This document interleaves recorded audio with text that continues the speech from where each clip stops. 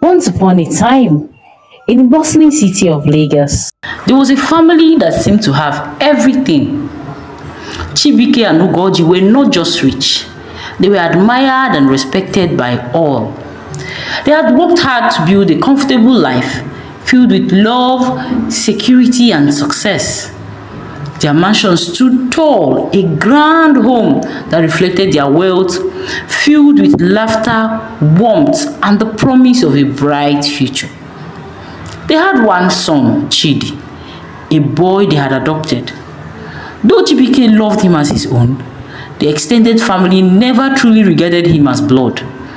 They tolerated his presence, but their eyes often lingered with something unspoken, especially when they had family gatherings.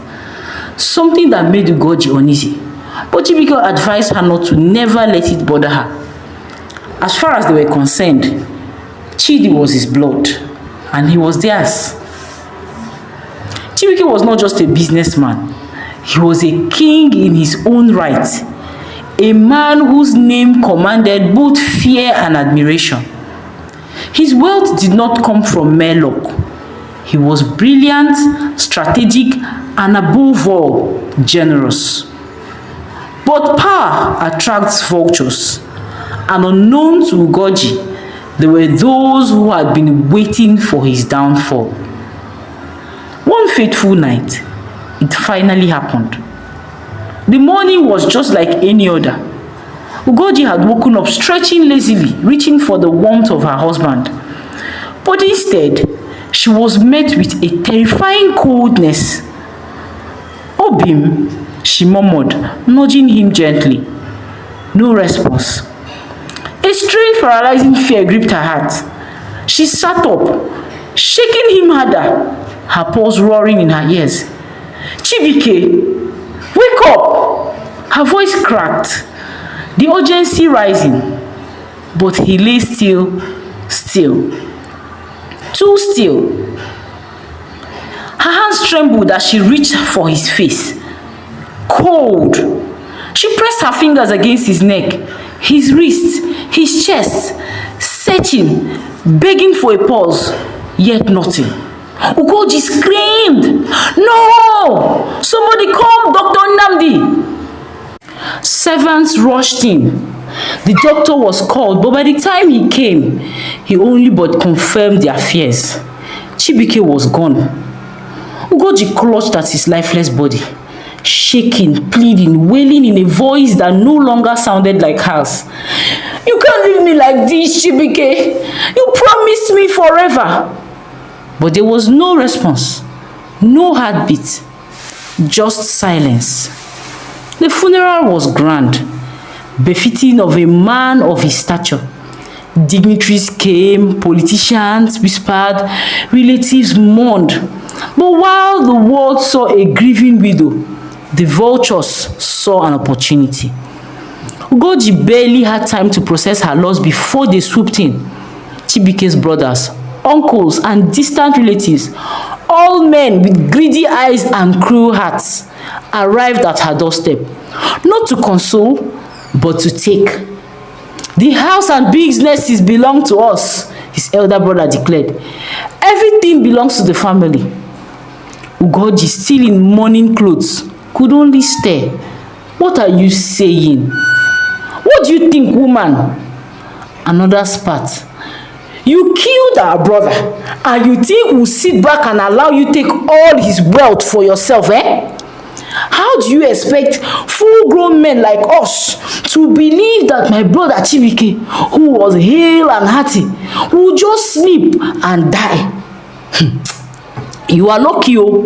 We do not want to take you to Okija shrine. You had better stay away from his properties if you know what's best for you." Before she could protest, they forced her out. The mansion she had built with her husband, the life they had created together, it was all snatched from her hands in an instant. And as if they weren't enough, they turned their gaze on Chidi. "This boy is not one of us," they said with disdain. "He does not have an Odun blood, and therefore he has no right to anything that belongs to our family. He should go and find his real parents. We cannot let him partake in our brother's wealth. The disdain was clear. Chidi had no claim to anything.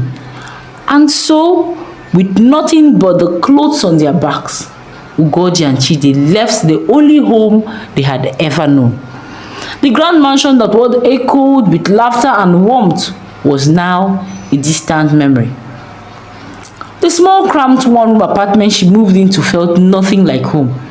The walls were bare, the air stale with sorrow. Night after night, Ugorji sat in the dim lit room, clutching Chibike's old shirt, pressing it to her face as if she could breathe him in.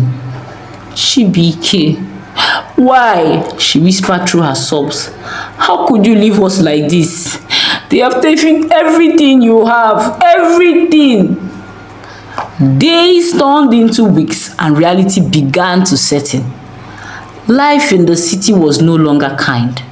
Friends who was called daily slowly disappeared. Conversations that were once filled with warmth and laughter became short, distant, and eventually non-existent. Without Chibike, without the wealth, she was no longer one of them. Bills piled up. Food became difficult to get, and as Ugorji sat in the silence one evening, she realized she could no longer survive in the city. With a heavy heart, she gathered what little she had and made the decision she had been dreading.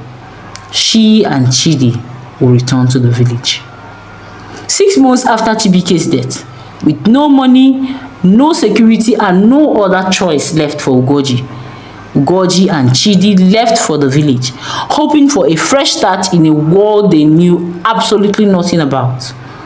The village was nothing like the world Chidi had grown up in. Dusty roads, houses made of cracked mud bricks, the scent of firewood smoke thick in the air. Ugorji, the woman who had once been draped in expensive silk and diamonds, now found herself waking up very early to fetch water from the stream. She walked under the scorching sun just to keep her son in school. Chidi hated it. He hated the struggle, the shame of wearing torn clothes, the whispers of villagers who mocked their fall from grace. But more than anything, he hated his mother's resilience. Mama, why don't you fight them? Why don't you take back what's ours? He asked. One night, his voice laced with bitterness. Ugorji smiled, though her eyes carried a sadness that words could not capture. Because wealth is not in what you own, my son. It is in who you become. But Chidi did not understand. Years passed, and despite every hardship, Ugorji ensured that Chidi had a good education. She gave up everything to see him succeed. Did multiple jobs, farmed for people, fetched firewood, and even sold vegetables in the local market. When Chidi graduated and was about to go for NYSC, he was told to bring a huge sum of money for his final clearance. Ugorji knew she wouldn't be able to make that amount of money clearing farms and fetching firewood, and so she sold the only portion of land that her husband's brothers had given to her. The day she handed him the money, her hands trembled, her eyes weary but proud. I sold the last thing of your father's that I have, she whispered, placing the money in his hands. Tears welled in Chidi's eyes. Mama, I swear I will take care of you. I will give you everything. I will make you so proud. She smiled and wiped his tears. Just make something of yourself, my son. That's all I want. And he did. A few years after completing his NYSC, Chidi secured a highly paid job at a prestigious company in Lagos. The once helpless boy who had watched his mother toil in the fields and market just to put food on their table now was now surrounded by wealth and opportunity. He walked into air-conditioned offices dressed in fine suits, shaking hands with influential men. The struggles of the past seemed like a distant memory, buried beneath the excitement of his newfound success. Life finally turned around, but the moment he left, he forgot the woman who had given him everything to have it. Ugorji waited and waited and waited. Days turned to weeks, weeks turned to months. The son who had once held her hands and promised to change her life never called, never sent money, never even asked if she was alive. Each sunrise brought new hope that today, maybe today, Chidi will remember her. But as the sun set and another day passed in silence, that hope slowly withered away. She listened for his voice, checked the roads for his return, but all she met was emptiness. The sacrifices she made, the dreams she held onto for him, all forgotten. She had given him everything, and now she had nothing left. But fate was not done with Ugorji yet. The days in the village stretched into months, and the months turned into years. Ugorji waited for Chidi's call, for a letter, for any sign that he had not forgotten her. But nothing came. The villagers, once amused by their fall from grace, soon stopped whispering. Pity replaced mockery. Ugorji grew thinner. The lines on her face deepened. She spent her days tending to her small vegetable farm, selling what little she could in the local market. Her nights were spent in prayers, begging God to touch her son's heart. One evening, as the sun dipped behind the hills, Ugorji sat outside her hut, staring at the dirt road that led out of the village. Hope was a cruel thing. It kept her expecting, kept her waiting. But as she watched yet another day pass without Chidi's return, something inside her broke. She could no longer wait. With nothing but a small bag and the last of her savings, Ugorji made the long journey to Lagos. The city had not changed, but it felt different now. It was louder, fast, less welcoming. The streets were filled with tall buildings and expensive cars, but Ugorji felt like a stranger in a place she once called home. When she finally arrived at the address Chidi had once written for her, her breath caught in her throat. It was not a house. It was a mansion, bigger than the one she had lost years ago.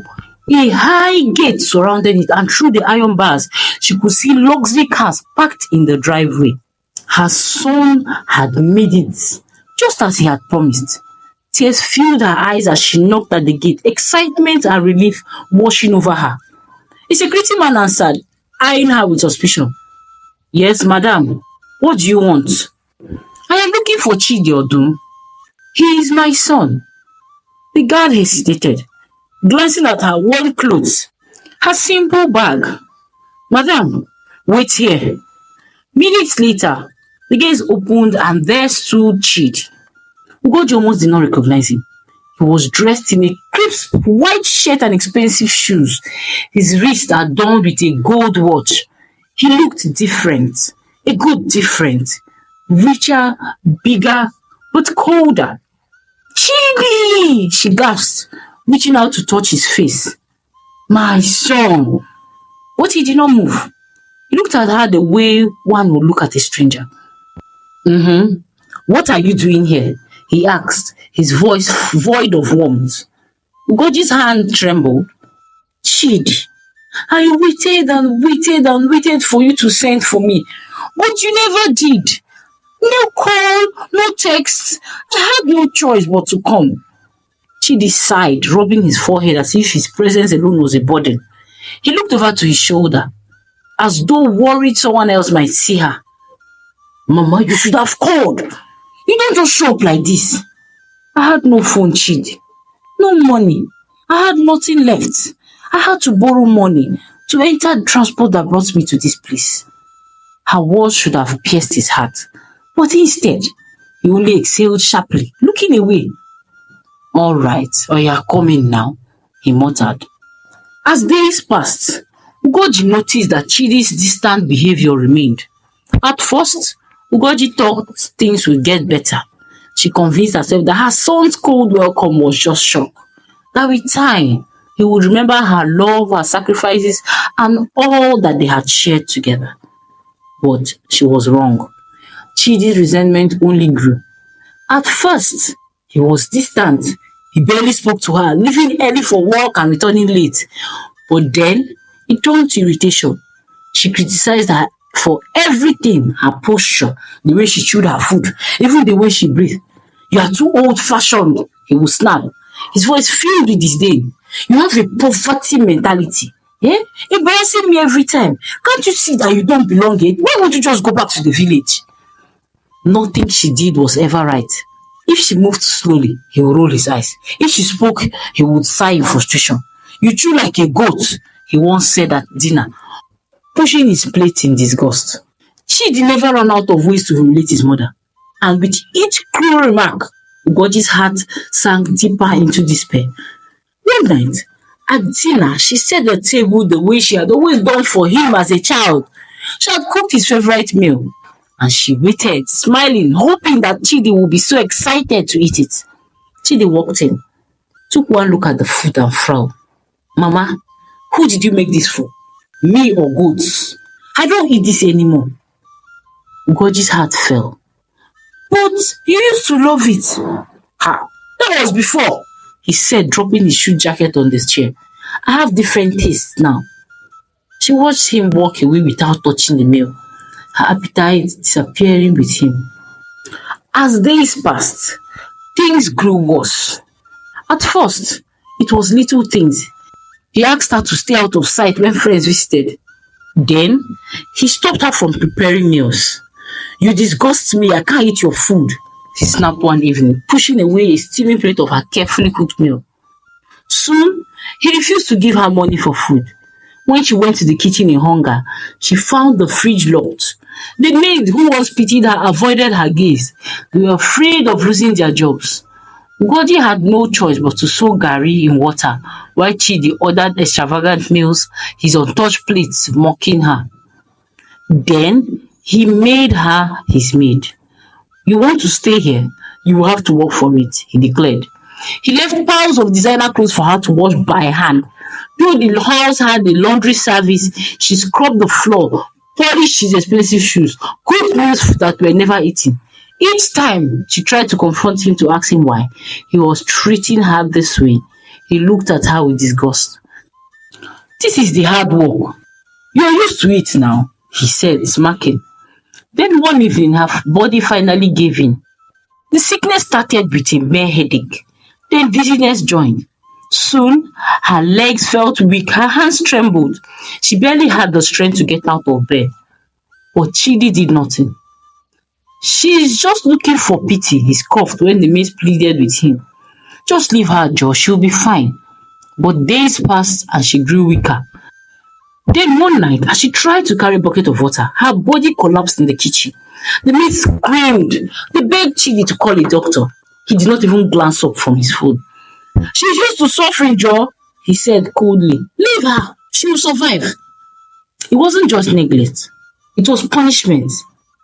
And then came the final blow. One night, after a heated argument, Ugorji had begged him to get a wrapper so she would change the old worn out clothes she had. I sold everything I had for you, Chidi. This is the least you can do for me. You promised me, oh. Do for you as what? Eh? Are you my mother? Chidi asked. I am looking for my real mother, and when I find her, I will drag you out like a piece of trash that you are. You should be grateful, oh. I don't understand. I let you stay here. Me, Ugorji. You can't send me out, Chidi. I gave you everything. You can't. This infuriated Chidi. A few seconds later, Chidi held her hand, dragging her out of the door. Get out! He shouted, shoving her into the rain. And don't ever come back here again. I don't owe you anything. And since you said I can't drag you out, now leave. Ugorji stumbled, landing on her knees. The rain soaked her frail body. She turned, shivering, staring at the mansion she had once dreamed of for her son. Her heart broke, but her spirit did not. She knocked once, twice, 3 times. Chidi, my son, please, I have nowhere to go under this rainy night. But there was no answer. The mansion's lights went off one by one, yet Chidi never came for Ugorji. That night, she slept outside, clutching one of Chibuike's old bracelets. Through tears, she whispered to the sky, Chibuike, how can you be in heaven watching me suffer like this? Haven't I suffered enough? Please, if you can hear me, I need your help tonight. And as if the heavens heard her, Her bracelet slipped from her wrist, landing with a soft clink against the wet pavement. It had been a gift from Chibike given to her 2 years before his death, on her birthday.